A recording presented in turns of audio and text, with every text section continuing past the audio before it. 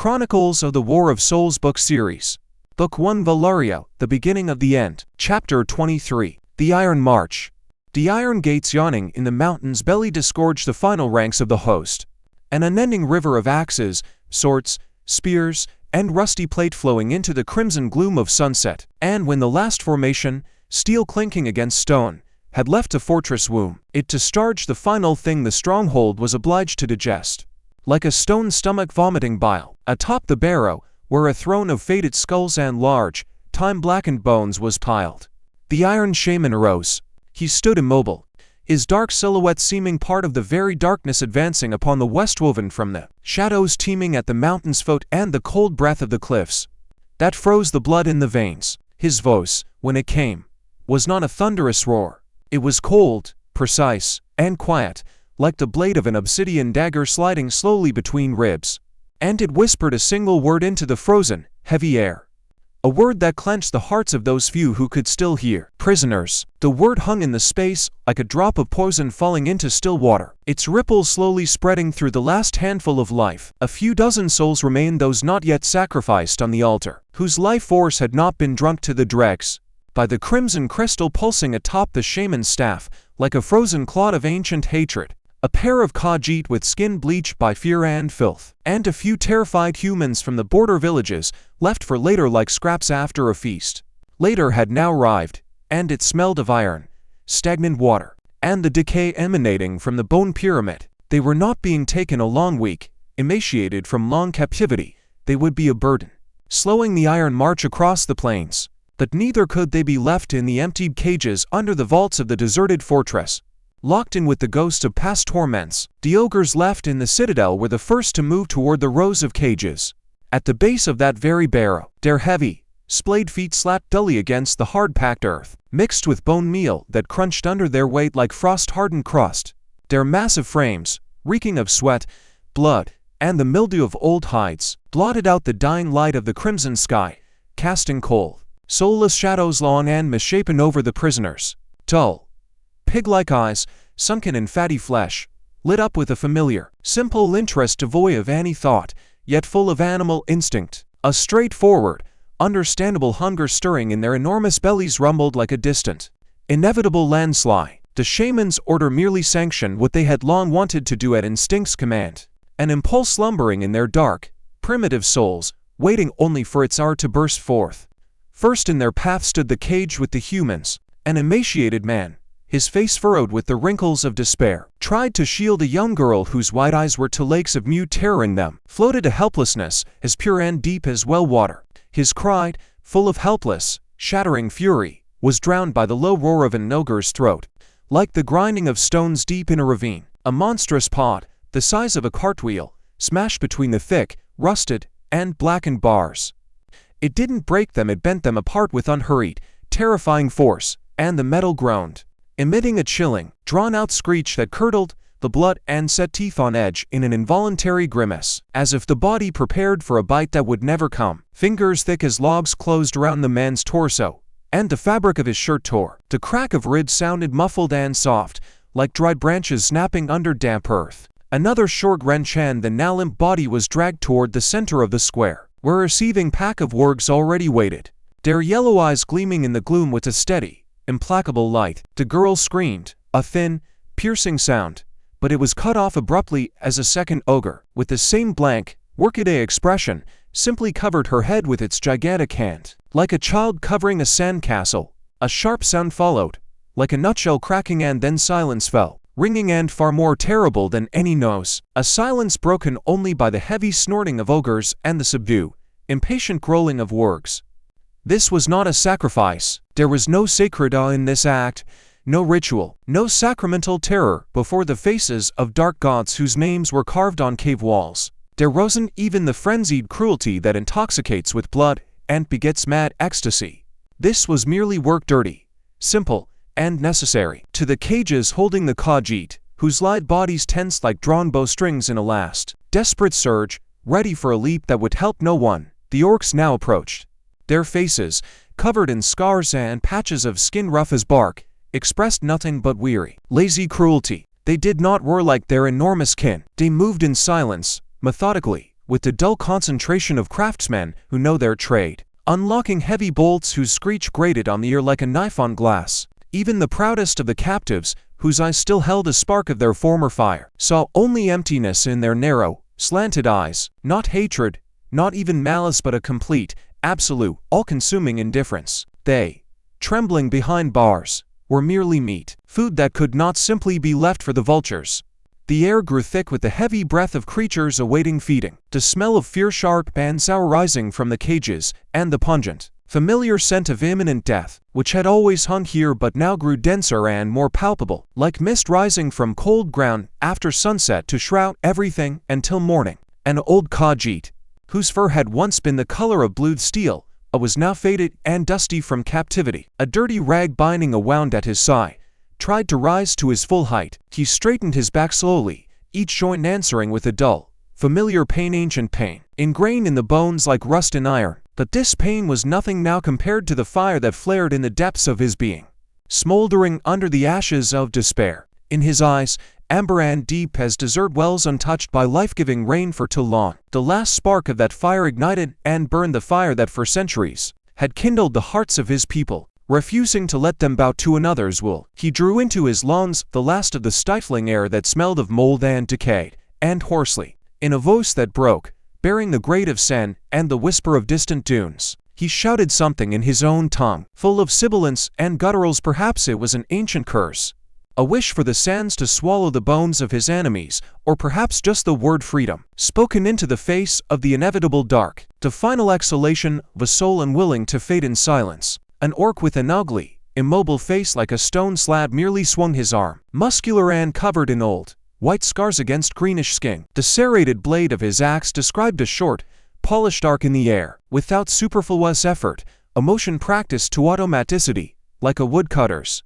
It bit into the old one's neck with a dull, sucking sound, like a foot pulled from swamp mud. The blow was calculated, strong, but devoid of fury, a simple completion of a task set before him many times. The axe was pulled free, and the body, trembling in its final convulsions, crashed to its knees and then to the ground, as a warm, dark stream sprayed onto the hardened, compacted earth, slowly mingling with the age-old grime and rust of the iron maw, soaking into it like water into dry, cracked soil, leaving no trace but an instant dark stain. Thus began the slaughter, a quiet, methodical slaughter, if one discounted the choked rasts, the short, cut-off wails smothered by the heavy, snorting breath of the executioners, and the wet, adhesive sound of flesh being cleaved, like the tearing of wet canvas. The orcs killed swiftly and efficiently, without needless, bestial cruelty. Why waste strength and time on torture when the long road and great battles lay ahead? Their task was simple and clear: to clear the cages, not to derive pleasure. Wild, intoxicating pleasure awaited them ahead, at the great harvest, beneath the walls of white cities, where the clash of steel and the cries of the dying would mingle into a single symphony of the end. This act was merely the necessary destruction of evidence and extra mouths, a tidying up before a long journey, and they tidied thoroughly, unhurriedly, as if sweeping trash from their doorstep. The corpses, still warm and soft, with limbs twisted unnaturally and wide open, extinguished eyes frozen in the last moment of understanding, were dragged to the works. The beasts could no longer restrain their predatory, blind impatience. The smell of fresh blood, bitter and coppery, mixed with the acrid scent of fear and sudden death, drove them mad, making them tear at the earth with clawed paws and bare long, yellow fangs from which thick, murky saliva dripped. When the first body was flung into the swirling mass of gray pelts and hungry eyes, a frenzy, uncontrolled scream erupted within the pack. Wargs, usually guided by the iron will of an alpha, momentarily forgot all hierarchy. A wild, howling shriek rent the air, the sound of tearing skin and flesh, the distinct, dry crunch of bones being snapped by powerful jaws. They tore at the prey, not waiting their turn, snatching bloody morsels from one another, licking their chops and drenching themselves in warm blood that darkened on their matted, tangled fur.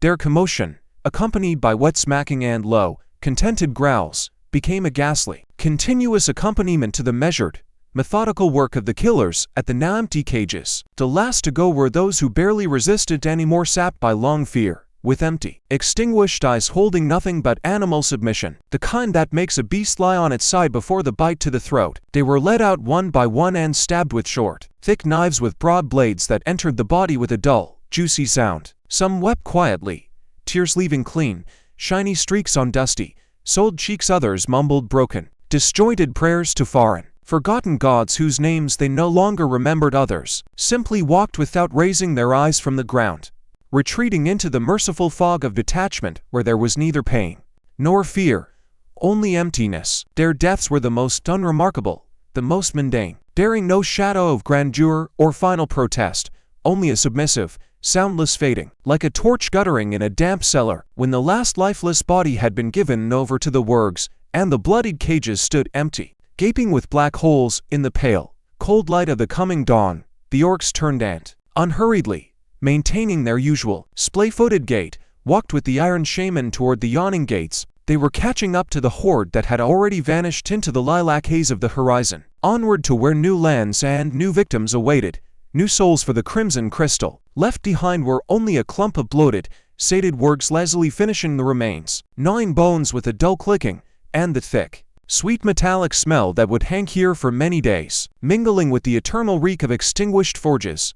No graves, no memorials, no songs, only the viscous, churned earth squelching under the wurg's claws, having absorbed another portion of mute suffering and unspoken pain.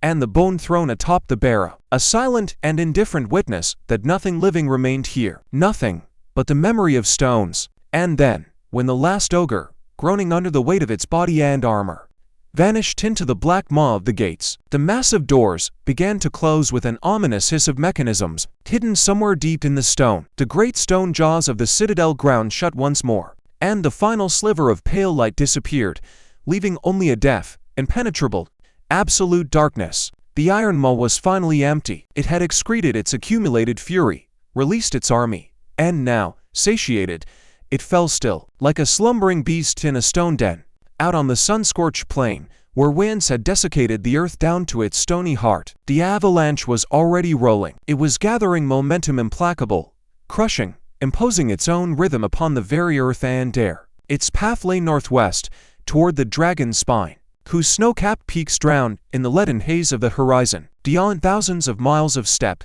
dark forests, and slow rivers.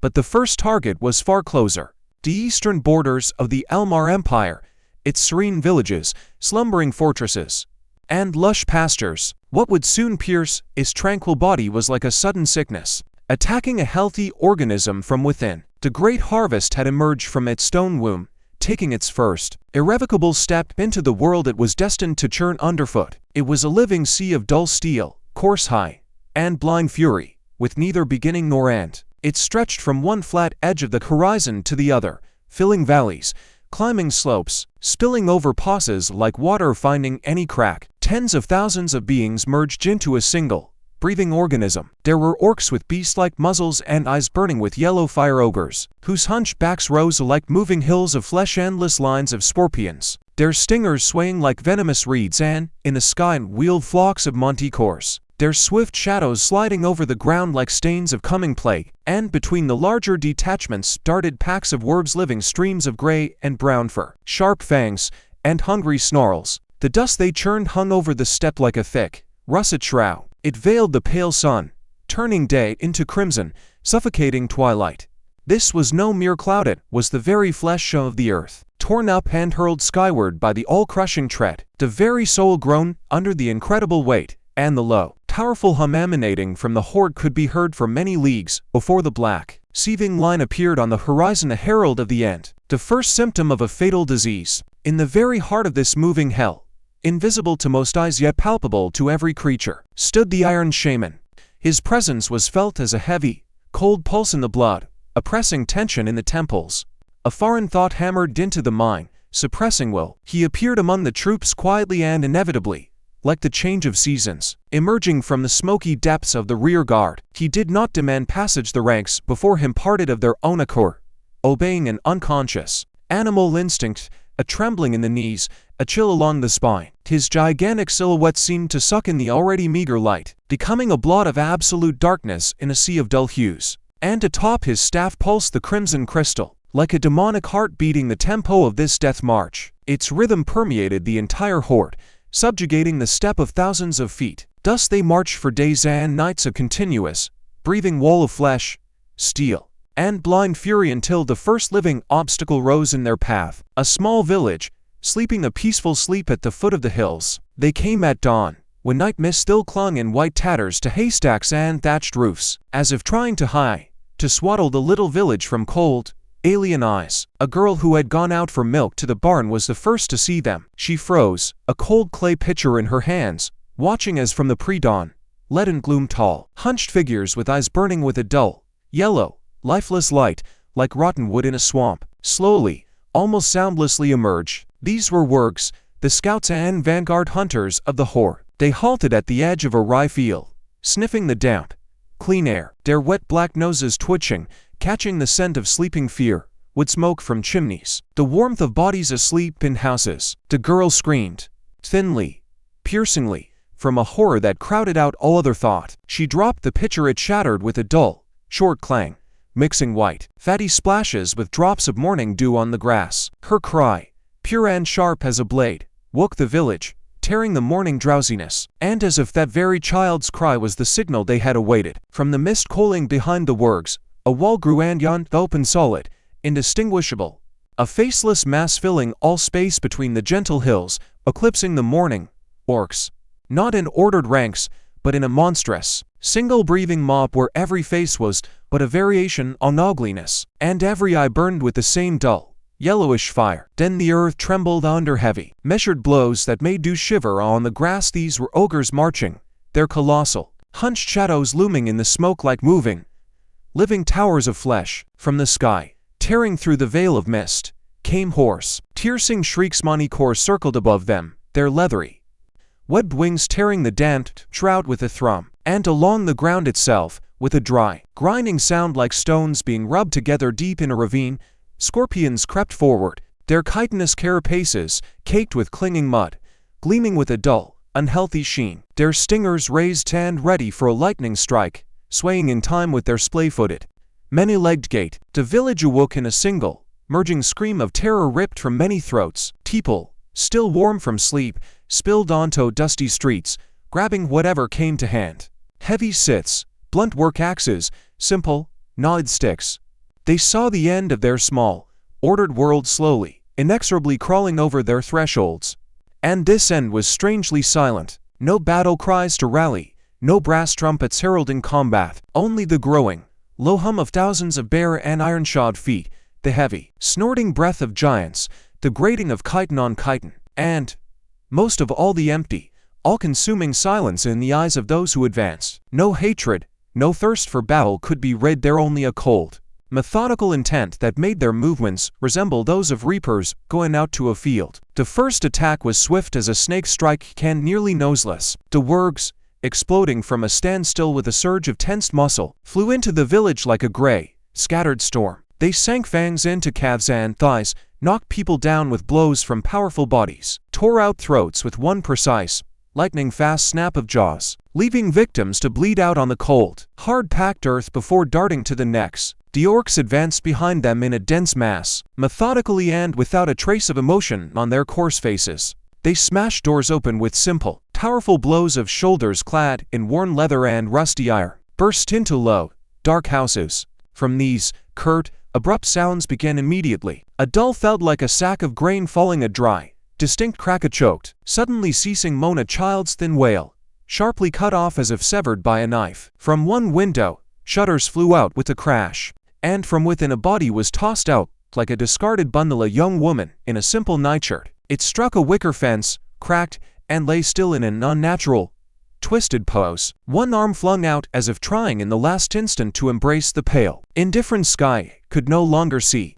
In the central square, by an old, moss-covered well, the most desperate men tried to gather and fight back. There were no more than 3 dozen of them. They stood back to back, forming a trembling but stubborn ring, raising makeshift pikes, sharpened pitchforks, and axes. Their faces under layers of dirt and stubble were white as chalk from icy terror, but in their wide-open eyes the last fire of desperation still flickered, ready to turn to fury. And that fire guttered out, extinguished all at once, when through the solid ranks of orcs, silently parting before him, the Iron Shaman passed, slow and majestic. He appeared as if materialized from the very cloud of horror hanging over the square. His gigantic, dark form blotted out the pale, still weak dawn sun, casting a long, cold shadow over the people and the earth. He did not look at the defenders clutching the sweaty hafts of their pitiful weapons. His crimson, warmthless eyes, like two chunks of frozen blood, slid over them as over logs or stones, not lingering, and came to rest on the staff in his hand. Slowly, with barely perceptible ceremony,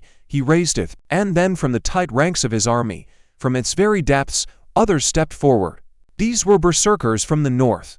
Not the whole tribe, only a separate detachment. Men, but unrecognizably unlike the local villagers, tainted with blue and white, intricate patterns, clad in coarse furs and animal pelts that smelled of smoke and game. Their eyes, turned upon the doomed men at the well, were glassy, empty, devoid of human light, and on their lips, touched with blueness, played a mad, soul-chilling smile full of quiet, inhuman rapture. They did not charge in to attack but seemed to glide over the bloodied earth, and from their bodies, from their very breath, blew such a piercing cold that a fine, prickly frost broke out on the sweaty clothes and hair of those standing in defense. And then, before all eyes, the northerners transformed. Bones cracked like breaking twigs, bodies swelled, unnaturally increasing in volume, becoming covered in thick, matted brown and black fur, faces elongated and twisted, turning into bear-like muzzles with long, exposed fangs from which saliva dripped. Their claws, black, curved, and sharp as obsidian blades, gleamed in the morning light. They fell upon the defenders not with a furious roar, but with a freezing, silent ecstasy, with the quiet concentration of an executioner performing his work. This was not a battle where even the slightest chance existed. This was the methodical dismemberment of still living bodies. Claws sliced flesh down to white bone, tore tendons, ripped open bellies.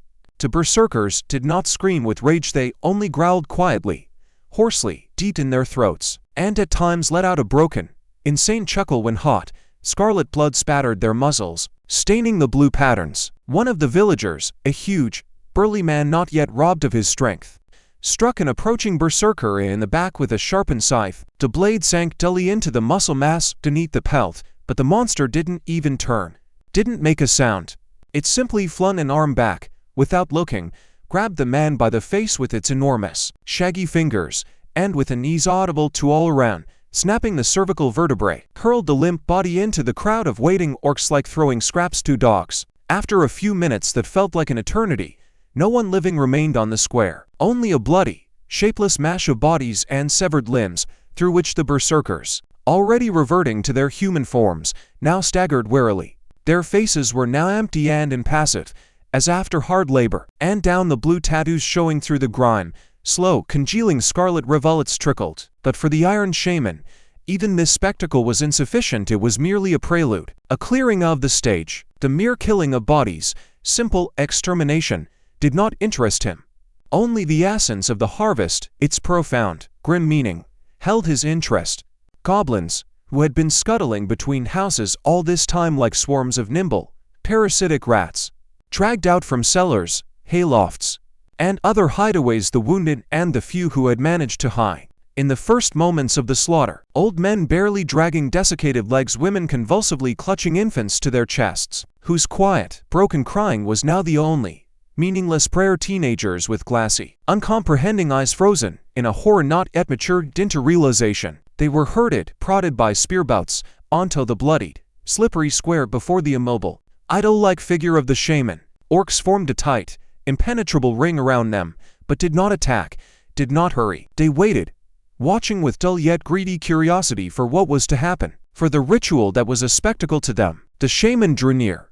His steps were heavy, unhurried, and implacable, each landing with a dull, measured thud in the packed earth that resonated in the chests of the doomed. He stopped before the first victim, an ancient old man who seemed already half in another world, his cloudy, weeping eyes looking through the events, not seeing the horror, or perhaps having already accepted it. The shaman didn't even glance at him, did not grant him attention. He merely slowly, with a polished, unhurried motion, raised his staff. The crimson crystal in its pommel, already filled with a dull, inner light, flared brighter, pulsing like an irritated eye. In this gesture there was nothing personal, no malice or fury, only the cold, soulless precision of a craftsman setting to work. The orc standing beside the old man acted like a tuned, thoughtless mechanism, devoid of mind but knowing its single function with clarity. Its serrated axe, heavy and dull, swept up in a short arc and fell on the thin, withered neck with a short, wet, smacking sound reminiscent of chopping raw meat. The head, parting, rolled over the sticky ground, making a few uncertain turns, and its eyes, already clouding, gazed for one more moment at the smoke and dust-choked sky without seeing it. But the death of the body, this physical stopping of the heart, was only the beginning of the true process for which all this had been contrived. From the headless torso, from the arms and chest still twitching in a final spasm, a shimmering, silvery bluish haze began to stretch forth, drawing itself out in thin tendrils. It writhed like living smoke, but did not rise upward to the heavens or vacuurize assign the soul's further path. It strained toward the blazing crystal of the staff, like iron filings to a powerful magnet, obeying an immutable, dark law. The crimson, thickening glow absorbed it, drew it in without a trace, and for a moment the crystal flared a little brighter, its pulse, previously measured, quickening as it sated itself. From the body remained only an empty, rapidly cooling husk that slumped lifelessly into the mud and blood with a soft slap, becoming nothing. The shaman took a deliberate, heavy step further, shifting his silent horror. Before him was a young woman with a child pressed to her chest, wrapped in rags. She squeezed her eyes shut, pressing back into those behind her, clutching the infant so tightly, it whimpered, emitting a faint, plaintive sound. Again, the almost imperceptible motion of the staff, the same soundless command. This time, the orc receiving it acted differently, with monstrous, calculated cruelty. It roughly, sharply tore the child from her weakened, convulsively clenched arms and, holding it by one leg like the carcass of a slaughtered rabbit, stunned it with a precise blow from the haft of its axe to the small head. A muffled, bony click sounded. The small body went limp instantly, dangling. The woman made a sound that seemed impossible for a human throat, a quiet, high, soul-rending howl of absolute, final loss, erupting from the very depths of her being. The howl cut off as suddenly as it began when the axe of the same orc, describing an arc, split her ribcage, shattering bone. Two souls, one bright and large, full of maternal pain, and the other tiny, darely kindled, burst free from the torn vessels of flesh and were immediately, greedily, like water into sand, sucked into the insatiable maw of the crystal. Its glow grew warmer, denser, deeper, taking on the hue of old, clotted blood. The shaman moved from one captive to the next with the inexorability of a natural phenomenon, and the staff in his powerful hand was the only necessary tool, the only silent indication of fate. He did not touch the victims, did not defile himself with physical contact. He didn't even look at them, at their fear-distorted faces, at their eyes pleading for mercy. His crimson gaze was fixed upon his crystal, watching as it filled, pulsed, absorbing stolen life. The orcs carried out the black work of executioners with varying, but always efficient, cruelty. Some were stabbed in the belly with a sharp spear. Others had their skulls crushed with a heavy club. A teenager desperately trying to break from the crowd was simply strangled with a rough noose of rawhide, slowly and inexorably tightening it. Each death was unique in its terrible, physiological specificity, but the end was singular and unchanging. The silvery, luminous substance of life, the soul's last breath, burst from the shattered vessel of the body and was devoured by the greedy crimson stone, vanishing into its depths. With each soul consumed, the air round the shaman, already heavy with the smells of blood and fear, thickened, grew viscous and resonant with mounting magical tension. A faint crackling began. As before a thunderstorm,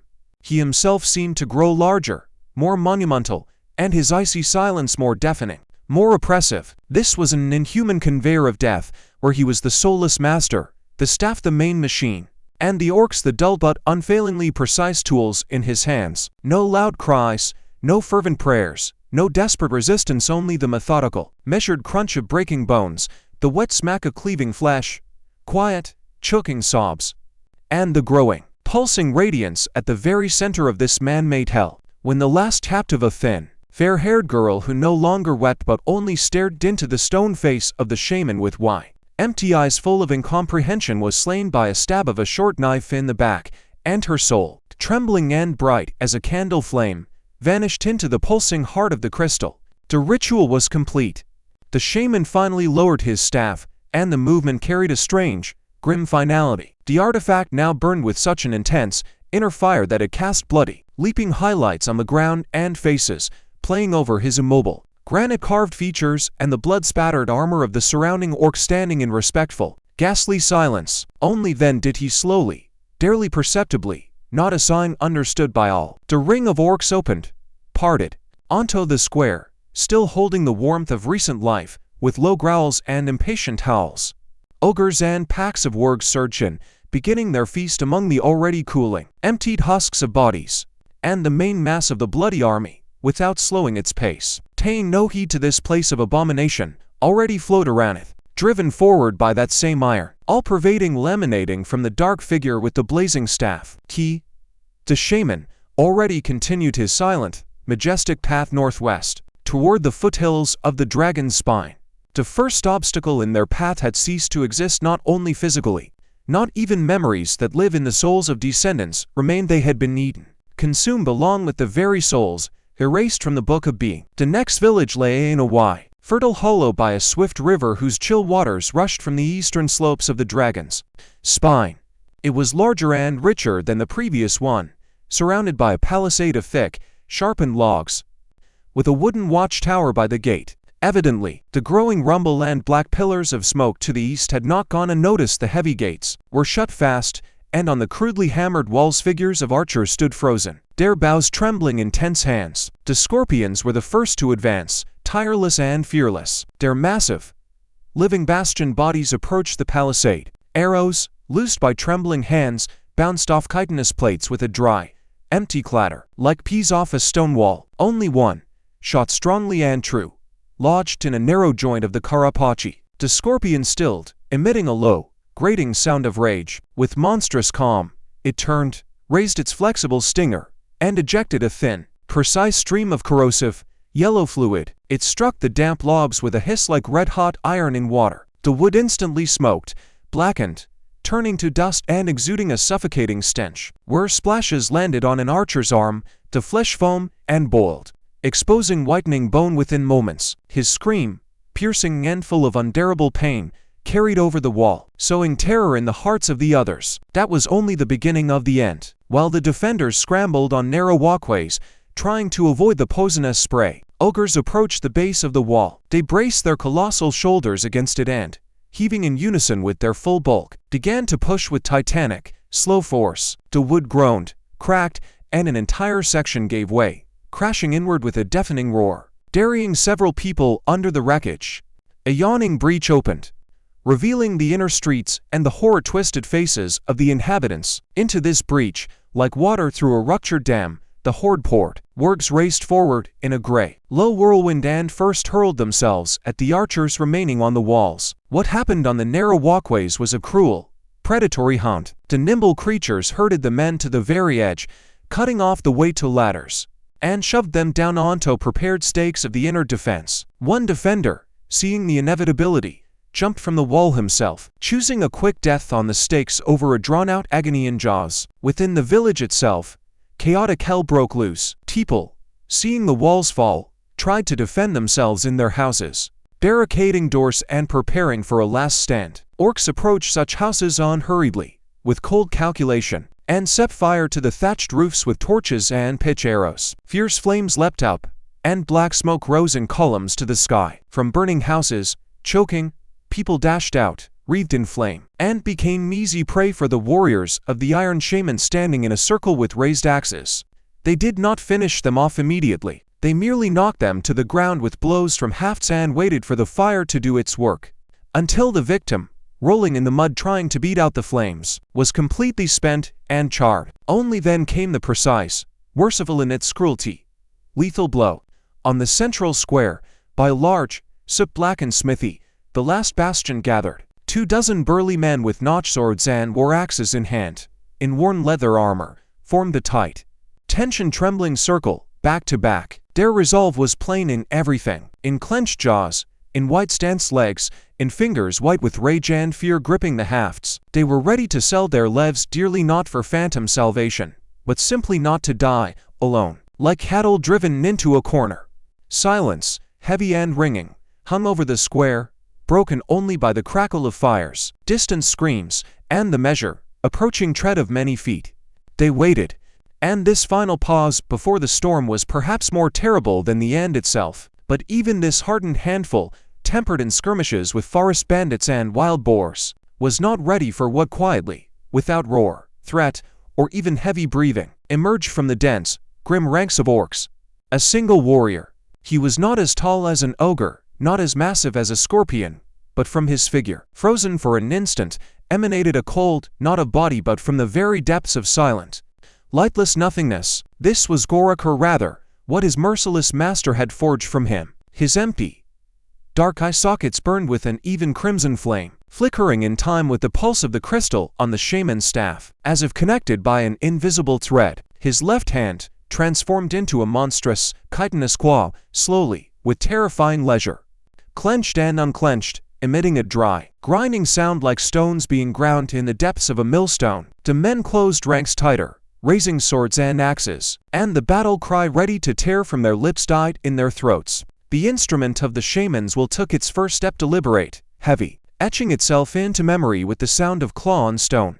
It did not rush in a furious onslaught, it moved forward with a direct, inexorable tread, granting the men preparing to strike no more attention than dry grass by the roadside.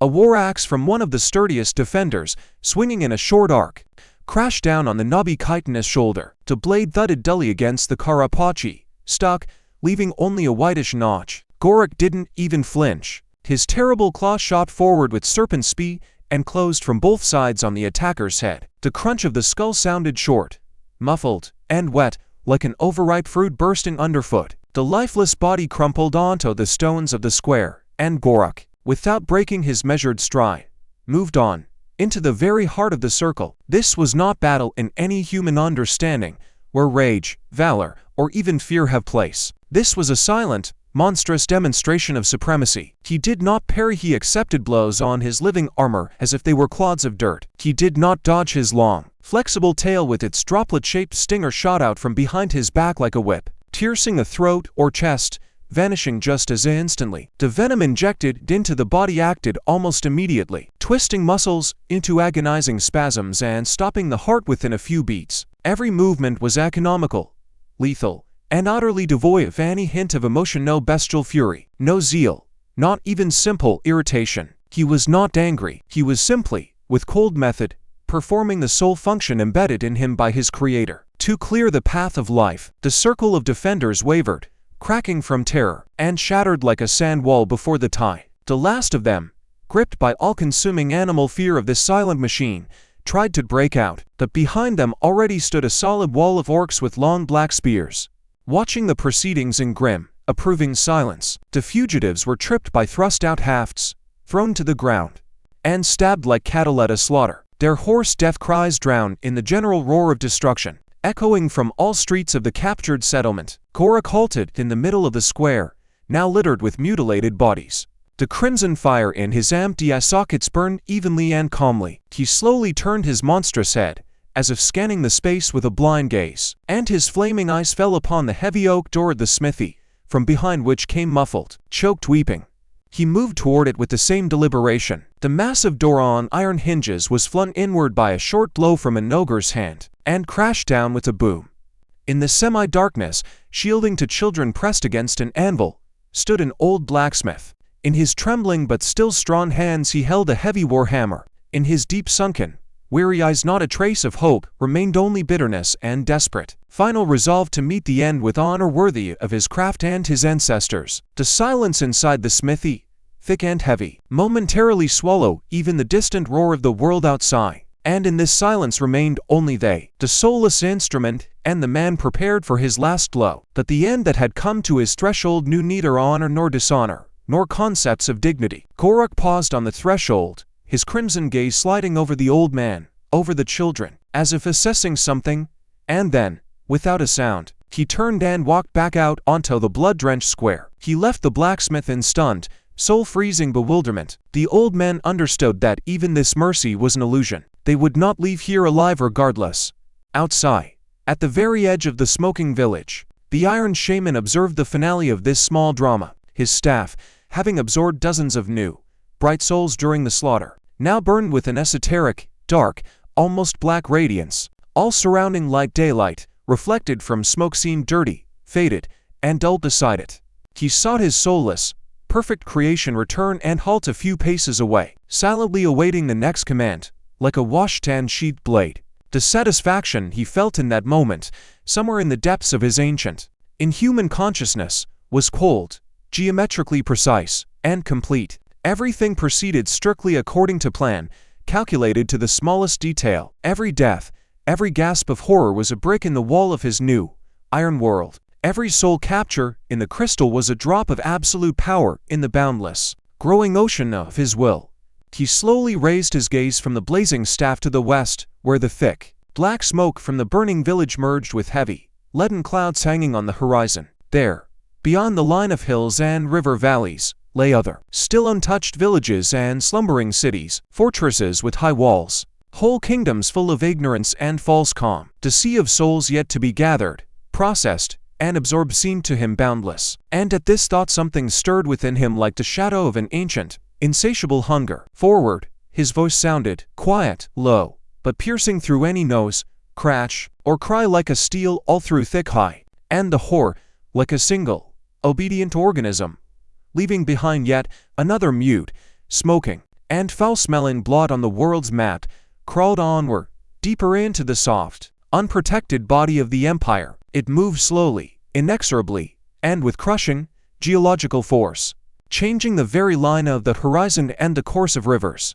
It now resembled a black, poisonous, unstoppable glacier sliding from the eastern mountains, and nothing, neither rivers, nor forests, nor detachments of imperial legions that would be sent to meet it could halt its measured, crushing advance. Every settlement, every outpost, every mill in their path became another mute, scorched point on the map, a cold ruin soaked in terror, blood, and the heavy silence of eternal oblivion. They did not follow roads, they spread across the land like a stain, filling all lowlands and hollows. If a wide river lay in their path, Manticores would scout the banks for fishing boats and ferries, diving upon them with piercing shrieks and swamping them along with the terrified people. If they met a dense, ancient forest, they set it alight from the leeward side, smoking out and driving into open fields those hiding in the thickets, where patiently swaying packs of hungry wargs already waited. The strategy was simple as an axe blow and inhuman in its simplicity. Total encirclement, slow, inexorable tightening of the ring,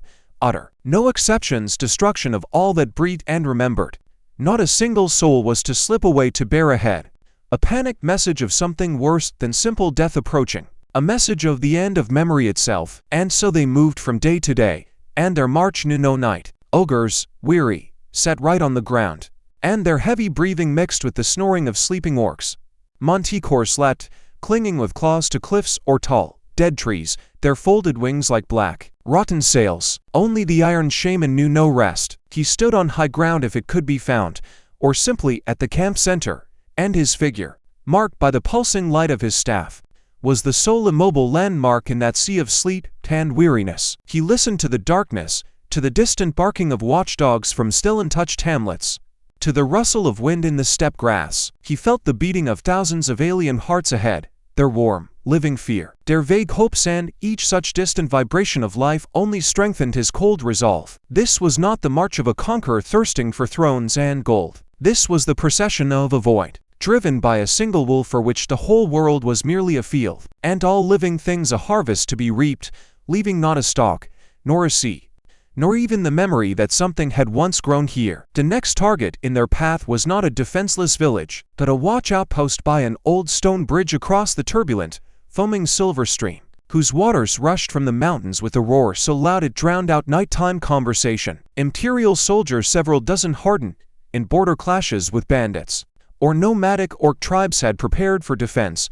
Sensing ill, they barricaded the bridge approach with a pile of dismantled wagons and sandbags, stationed their archers on low stone towers flanking the crossing. They were ready to repel a furious assault by bandits, an attack by steppe savages, an honest, if unequal, fight with a not significantly superior foe. But they, for all their experience, were not prepared for what came to them. At dawn, as the gray sky was just beginning to lighten, they first felt how from the east, beyond distant hills, a dense, oppressive wall of silence crept forth and smothered everything. First, the birdsong in the riverside bushes ceased, cut off.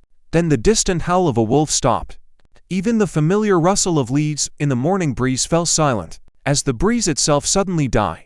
Then the air itself grew extraordinarily heavy, thick, and acquired a strange, sweetish tang. As before a severe storm, but without the harbingers, without a breath of wind, without the smell of ozone, without distant rumbles. And then, in that dead, unbearable silence, they began to emerge from the morning mist clinging to the water on the opposite bank. Not a single war cry rang out, no clatter of thousands of swords on shields was heard. Only this measured, crushing, all-pervading silence and countless eyes igniting in the leaden half-dark like marsh lights, yellow as pus, crimson as clotted blood, and utterly empty, devoid of any expression. The soldiers, who in their lives had seen the death of comrades and the panic of recruits, felt an ancient, prehistoric, animal fear from the depths of memory seizing their bones and drying their throats. This was fear not of death in honest combat, but of something utterly different, alien, of a soulless emptiness that devoured not only bodies, of life itself. This time, orcs or wargs were not the first to attack. From the sky, silently as the shadows of giant, prehistoric bats, Manticore stooped, breaking the silence only with the whistle of parting air. Their venom-green, glowing eyes seemed to pluck each archer from the gloom on the stone towers. One defender, an old legionary with gray in his beard, managed to shout to a comrade to duck before a thin, sharp stinger, sharp as a sewing needle, pierced his sturdy male hauberk as if it were a thin shirt. The venom injected into his body paralyzed him instantly. He froze in an unnatural, contorted pose, still alive, still seeing the horror descending, but unable to move even a finger, while the Manticores, alighting on the parapet with a soft rustle of wings, methodically, effortlessly pushed the paralyzed bodies of the other defenders from the height down onto the sharp rocks at the tower's base. Firmly entrenched at their position, the legionaries, deep down, expected a frontal, furious assault by the Horde on their barricades, a face-to-face fight where they could stand shoulder to the death. But the foe from the Iron Maw thought otherwise. His logic was alien to the human. The legionaries saw something shift in the midst of the enemy host, not a swift surge, but a heavy, inexorable displacement, like the movement of geological strata. From the mist, from behind the backs of silent orcs, ogres crept forward, slow and still soundless. Their colossal, hunched shadows blotted out the pale light struggling through smoke and morning gloom. They did not run, did not roar. They advanced as landslides advance, driven only by a primitive, dull will to destruction. In their hands, more like the roots of ancient oaks, they carried not weapons, but enormous and hewn boulders of stone that seemed torn by them from the Iron Maw's very bowels. These stones were misshapen, heavy, damp with mist and coated in ancient, ingrained filth. The ogres advanced right to the edge of the moat, heedless of the lone arrows flying at them. Their dull, pig-like eyes slid indifferently over the stone bridge piers, as if gauging the blow. They rocked like pendulums, mighty muscles playing under skin covered in scars and knobs of old calluses. Their movements held no rage, no zeal, only the cold, methodical resolve of a craftsman who knows his work. The first stone heaved into the air, described a short, heavy arc, and crashed onto a granite pier with a deafening, dry boom, like the blow of a giant smith's hammer on the earth's anvil. The very air seemed to shudder from the impact. The age-old stone, which had endured for years under the press of ice flows and floods, did not crack immediately. It gave a deep groan, and from the point of contact a thin, black fissure crawled. Dust plumed upward, mixing with smoke. Not waiting for the dust from the first blow to settle, a second ogre hurled its boulder. It struck a little higher, at the very base of the arch, where the stone, eaten by time and damp, was most vulnerable. Now not a boom but a sharp, dry crack sounded, as if a giant rib had snapped. The fissure branched, crawled wide and deep, like lightning frozen in stone. Small fragments showered from the bridge, tinkling like glass rain. The third blow was the most devastating. The ogre, the most massive of them all, with a face like a tree stump, took a few heady, booming running steps and hurled its stone not merely with force, but with some ancient, blind knowledge of the weakest point.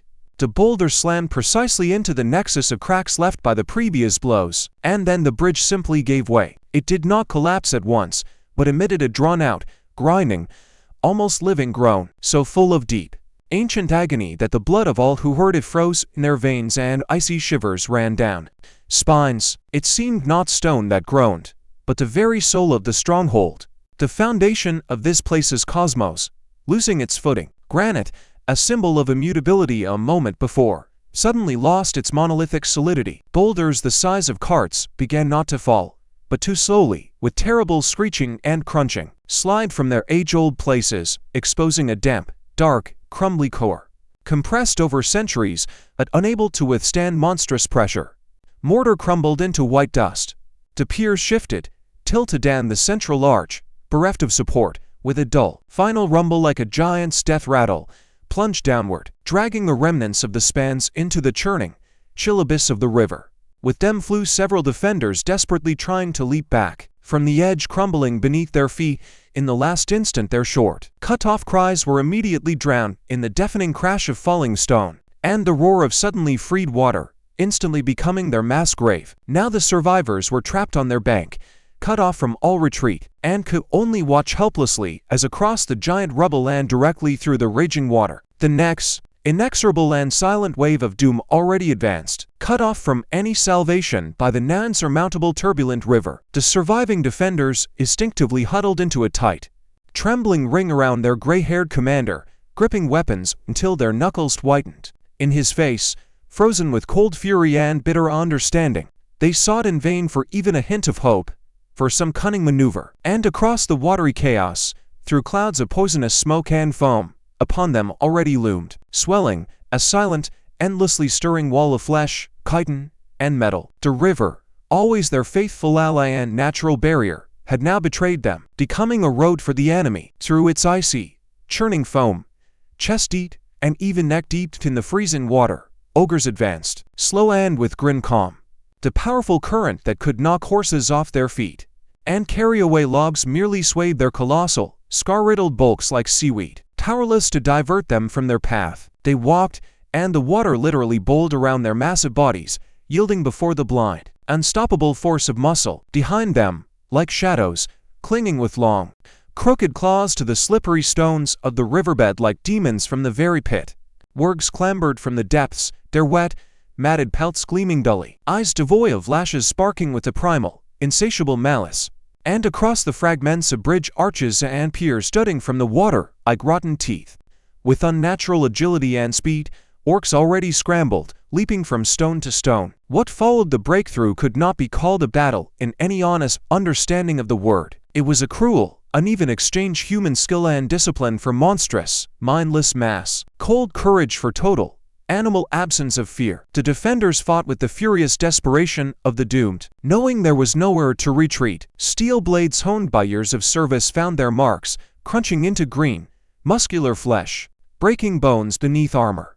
But each blow, each successfully executed attack essentially changed nothing in the overall picture of the struggle.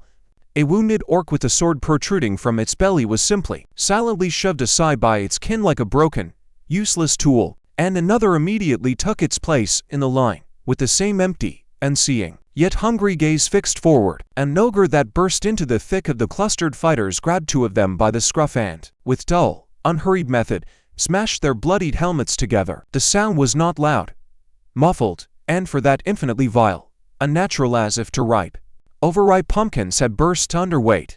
The last, grievously wounded legionary, the outpost commander, collapsed onto the ground, viscous with spilled blood and sodden clay, and in the sudden, ringing silence that replaced the clangor and cries, only the monotonous splash of water on stones and the heavy, rasping snorts of the victors sniffing their prey could be heard. And then, in that very moment of silence, he set foot on the captured bank. The Iron Shaman crossed the river without touching the water, as if disdaining it. His colossal ogres, standing shoulder to shoulder, became for him a living, unshakable, and silent bridge. He stepped onto the solid, still smoking from chemical decomposition earth at the very moment when the crimson crystal of his staff, pulsing intensely as if sensing nearby sustenance, stretched invisible tendrils toward the still warm, still steaming with remnants of life bodies. The souls of these warriors, tempered by duty, oath, and brotherly loyalty, burned in the pre-dawn gray twilight as bright, steadfast, almost white sparks. Spark by spark they tore free from the mortal, mutilated flesh with a quiet hiss and, writhing, were drawn into the insatiable, dark depths of the stone. With each soul absorbed, with each portion of stolen life force, the shaman silhouette, to an observer, seemed to grow denser, darker, more immovable, acquiring the features not of a living creature, but of some dreadful natural formation. He loomed not as a triumphant commander among a cheering army, but as a black, cold sun at the center of a newborn, dead universe, attracting and utterly extinguishing all other, lesser sources of light and warmth. Then began that for which, in the primitive but clear understanding of the Horde, all this had been contrived. What a minute before had been people with names, ranks, and memories now became simply a resource, raw material, food. Ogres, stripping sturdy armor from the bodies like shell from a boiled crayfish, set upon the fresh, still warm flesh with their huge, filthy paws. Wargs, growling hoarsely with impatience, sank long fangs into it, and their rasping snarls mixed with the last death-rattling gasps of those the staff had not yet touched. Orcs, with the practical calculation of experienced butchers, hacked off the choicest, meatiest cuts, strung them on spears, and using debris from the barricade and scattered utensils from the ransacked barracks, lit dozens of fires right on the bank. Soon to the familiar, acrid smells of blood, poison, and fear was added a new, revolting one, a sweetish, cloying, and nauseating odor of roasting human flesh. In this act was its own terrible, iron order, its own monstrous, but undeniable logic of the new world they were bringing. The enemy must disappear completely, without trace. His soul for power and magic, his flesh for physical strength and army sustenance. Nothing was to be wasted, everything went to use. Thus, methodically and inexorably, leaving behind not ruins, but a scorched, silent desert, the army bit deeper and deeper into the still living, warm lands of the Empire. The heralds of their terrible path were not panicked fugitives, for none such remained, but countless, dense columns of black, oily smoke rising one after another on the eastern horizon, like mute, ominous milestones marking the distance cover, and behind that solid shroud of smoke, under the icy, unseeing gaze of the Iron Shaman, dark power accumulated and grew strong, fed by the despair and pain of thousands. Each gathered soul made the crimson light of the staff brighter, deeper, more insatiable, and the will of its owner more adamant, more absolute. He was no longer merely marching toward some goal, he was devouring the very space before it, leaving behind only tomb-like silence, cold ash, and the sated, contented rumble of his endless, ever-hungry horde. The great harvest, begun at the gates of the citadel, gathered force and speed, and its yield was plentiful, bloody, and merciless as a sickle's blow. Спасибо за внимание. Очень надеемся на то, что вам понравилась книга. Поставьте, пожалуйста, лайк и подпишитесь, чтобы не пропустить следующую часть или главу.